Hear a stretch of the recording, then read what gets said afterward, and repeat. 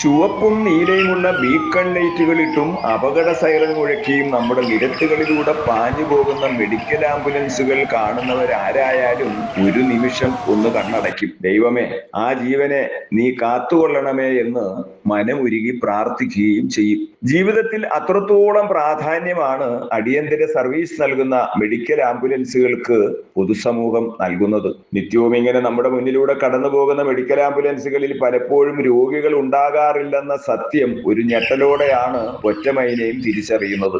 ആംബുലൻസിനെ വഴിയൊരുക്കാൻ അതിന്റെ മുന്നിലൂടെ ഓടി മറ്റു വാഹനങ്ങളെ നിയന്ത്രിച്ച് ഗതാഗത സൗകര്യം ഒരുക്കിയ ഒരു വനിതാ പോലീസ് ഓഫീസറുടെ നന്മ മനസ്സ് കേരളം ചർച്ച ചെയ്തിട്ടും അധിക നാളായിട്ടില്ല. പോലീസ് ഉദ്യോഗസ്ഥ അന്ന് വഴിയൊരുക്കി കൊടുത്ത മെഡിക്കൽ ആംബുലൻസിൽ രോഗി ഉണ്ടായിരുന്നില്ല എന്ന ഞെട്ടിക്കുന്ന വിവരമാണ് ഇപ്പോൾ പുറത്തു വരുന്നത്. ആശുപത്രി കാന്റീനിലേക്കുള്ള പച്ചക്കറിയും മീനും അരിയും ഒക്കെ വാങ്ങിയ ശേഷം ബീക്കൺ ലൈറ്റുകൾ ഇട്ട് ഹോണടിച്ച് പാഞ്ഞ ഒരു മെഡിക്കൽ ആംബുലൻസിന്റെ കഥ കുറച്ചു കാലങ്ങൾക്ക് മുമ്പ് കേരളം ചർച്ച ചെയ്തിരുന്നു. ഇത്തരം വാഹനങ്ങളുടെ മറവിൽ മയക്കുമരുന്ന് വ്യാപാരവും കൊട്ടേഷൻ പ്രവർത്തനങ്ങളും നടക്കുന്നതായും ആക്ഷേപമുയരുന്നുണ്ട്. വാഹനയാത്രക്കാരെ വിറപ്പിച്ച് ലൈറ്റുകളിട്ടും സൈറൺ മുഴക്കിയും പായുന്ന ആംബുലൻസുകൾക്ക് പോലീസ് അകമ്പടി നിർബന്ധമാക്കണമെന്നാണ് ഒറ്റമൈനയുടെ പക്ഷം. ഈ ആംബുലൻസുകൾ ആശുപത്രിയിൽ എത്തുന്നുണ്ടോ എന്നും കൃത്യമായി പരിശോധിക്കണം. പോലീസ് തടയില്ലെന്ന വിശ്വാസമാണ് ഗുരുതര കുറ്റകൃത്യങ്ങൾക്ക് പോലും ഇത്തരം വാഹനങ്ങൾ ഉപയോഗിക്കാൻ പലർക്കും പ്രേരണയാവുന്നത്.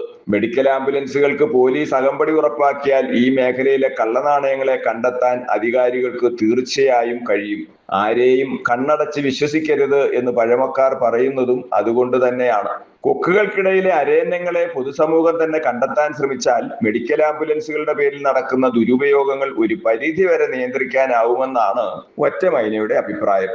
കാറ്റു നന്നായാൽ കല്ലും പറക്കും.